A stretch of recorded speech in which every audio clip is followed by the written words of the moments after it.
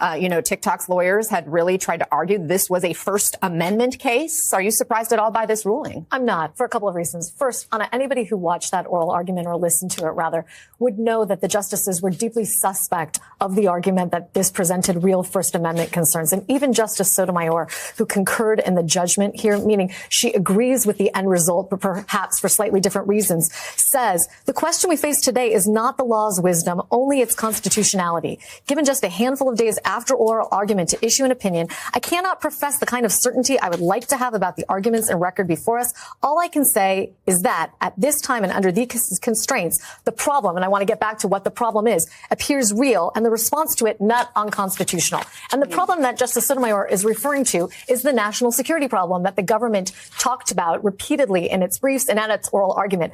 The argument was twofold, that TikTok presents a national security concern in two ways. One, because its owners and the Chinese government by association can use it to harvest data about all the people who are using it. And two, the algorithm can be manipulated to push out to users content that the owners, and again, by extension, the Chinese government wants us to see, allowing them not only to control what we see, but perhaps to have undue influence on our elections and otherwise. So no, I'm not surprised by this result. Do I think this is the end of the story, however? I don't. I think there are a number of things and innings left to play, so to speak, both for Congress and for the incoming president, and maybe even for the Biden administration in its remaining hours to extend the life of TikTok, perhaps find another buyer, and or give them more time to consider what its options are. I mean, at this point, Brian, this ban goes into effect on Sunday. That's 2 days from now. What can these 170 million Americans who have the app currently use it? There's all of these small businesses that are part of the app and are generating money for the American economy. What can these people expect to happen? Yeah, well, our understanding was that any sort of company that basically provides TikTok services would not be able to do so starting on Sunday. So what that would look like is not being able to download the app through the App Store on Google or iPhones, and then also not being able to update the app. Now, as far as whether or not, if you already have it installed on your phone, you'd be able to continue scrolling, well, that was an open question. And it actually sounded like the TikTok Council in oral arguments didn't necessarily know if it was going to be operable, at least for those that already have the app. But we just heard from Ryan down in D.C. that was saying that the Biden administration said that it doesn't plan on levying that penalty as written in the law for vendors that would be providing TikTok with those services. So if you were, let's say, an Oracle and you use your servers to allow people to scroll on their phones on this app, well, they might not be penalized if the Biden administration says, at least for that one day on Sunday, we won't enforce it, and then allow the Trump administration, once inauguration happens on Monday, to then deal with that issue. If that is the case, there is reason to think that maybe those that have TikTok won't necessarily have their services interrupted. But again, these are big questions. The way that this happens in practical terms is very much unknown. It is a weekend as well. I don't know if everyone at TikTok US is going to be in the office on that day. A lot of outstanding questions. But again, it could be the case that we don't see any difference on Sunday, but it could also be the case that we might see some sort of lag or some sort of interruptions for those that do have the app. Let me read from the opinion as well. We conclude that the challenged provisions do not violate petitioners' First Amendment rights. The judgment of the United States Court of Appeals for the District of Columbia Circuit is affirmed. So that, again, just saying essentially this has lost in multiple courts as far as the challenge to the ban is upheld. That ban set to go into effect on Sunday. Barrett, lots of questions remain then in terms of what's next, because as we've heard, both the Biden administration as well as the incoming Trump administration have expressed their desire to do something that could potentially delay the ban from going into effect. First of all, just your reaction to this ruling, and do you see legal avenues to proceed here? Yeah, I liked how Lisa said it. I think there definitely are still innings left to play here. I'm not surprised by this opinion. I think after watching the oral arguments and hearing how the justices were signaling how they saw this issue, this isn't surprising, particularly given that the D.C. Circuit's opinion was very well written and also by 3 judges that really were across the ideological spectrum. As far as what comes next, I think there's a lot of question there.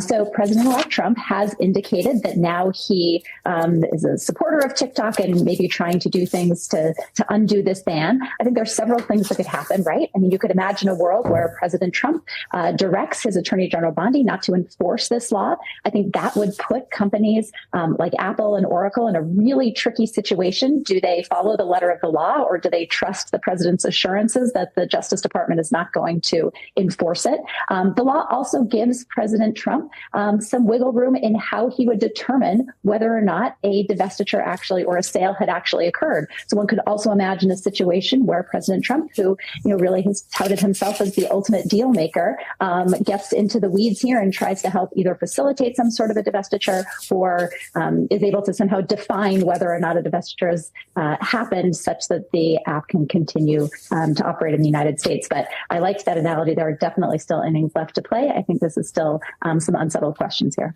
I mean, could Trump come in on the 20th and issue an executive order, or even Biden before he leaves issue an executive order, hit and pause, saying let's extend the decision to ban at least for a certain number of days? I mean, I think that's a question. He tried to do that back in the first Trump administration. He tried to ban TikTok by executive order, and that's where the Supreme Court had stepped in and said, actually, we can't do this by executive order. We're in a different position now, so possibly, but I think that would also have to go in front of the court. So it's unsettled. No doubt. Barrett, please stay with us. Brian, I'm curious if there is any action in terms of somebody potentially swooping in at the last minute and purchasing TikTok from ByteDance. Yeah, and as Lisa and I have kind of been looking through the opinion, I mean, it's mentioned a number of times that, look, there is a way that TikTok could have avoided all this, which is that they could have divested the company. So I think that now that we have the Supreme Court decision, it's basically upholding the law, which said if TikTok doesn't want to ban and people still want to scroll on TikTok, then ByteDance, which is its Chinese parent company, would just have to sell the company. Now, whether or not there'll be a buyer out there is a question that the Trump administration is going to have to answer. If we know that, let's say, for example, there isn't a disruption to the app on Sunday. Again, President Trump gets inaugurated on Monday, and then he could try to find some sort of solution. I think a qualified divestiture is the way that it's described in the law. Maybe it's not a wholesale purchase of the whole company. Maybe it's a substantial stake that's purchased in TikTok US as a subsidiary that would then allow the president to say, you know what, in my view as the president, that basically checks the box of a qualified divestiture. Please carry on. But Are again, there serious buyers, though, at this point?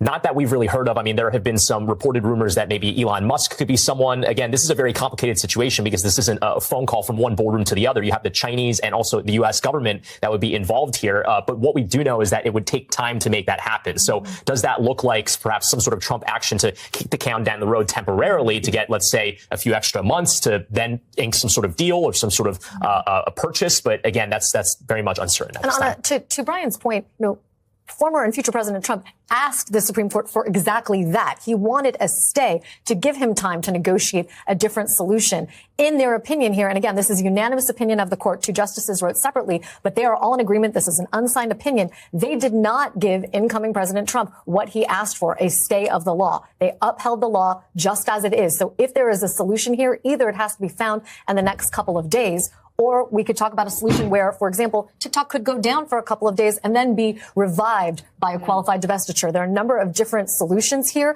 but one of them is not the Supreme Court saying to President Trump, hey, you can press pause because we trust that you can negotiate a different solution to this law than the one that presently exists. I mean, it sounds like they're saying the law is very clear here. They don't need more time to decipher what the decision should be. And let me read from the opinion. The challenge provisions are facially content neutral. They impose TikTok specific prohibitions due to a foreign adversary's control over the platform and make divestiture a prerequisite for the platform's continued operation in the United States. They do not target particular speech based upon its content. Let me bring in Aaron Gilchrist from the White House. And Aaron, we know the Biden administration was trying to maneuver here. Should this be the outcome of the Supreme Court's decision? Should the ban be upheld, or if the possibility the Supreme Court hadn't ruled yet? Do we know what the Biden administration is prepared to do, and what options are there right now as they see it?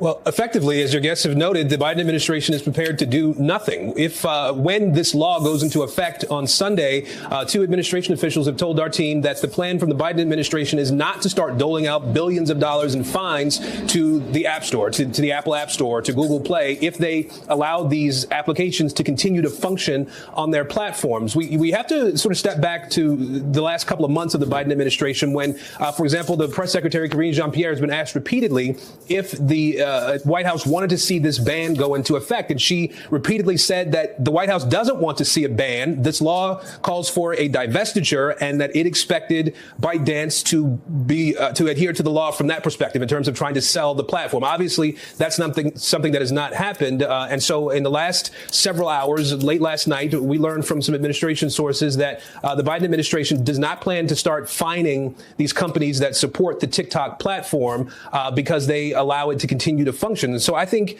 given the fact that this does happen on a Sunday, Monday is a federal holiday with the inauguration of the new president, we should not expect to see any action, any movement from the federal government in terms of enforcing this law. Now, it is going to be a law, and therefore it does have to be enforced in some way. At the same time, the understanding that we have at this point is that we won't start to see fines enacted if there is no action taken on part of the technology companies that would be sort of caught up in this law. The Trump team, the transition team for President Trump, has said that this is a platform that he favors. We saw Mike Waltz, the incoming national security advisor for President-elect Trump, say on television just yesterday that that team is actively engaged in trying to figure out how to make sure TikTok does not get shut down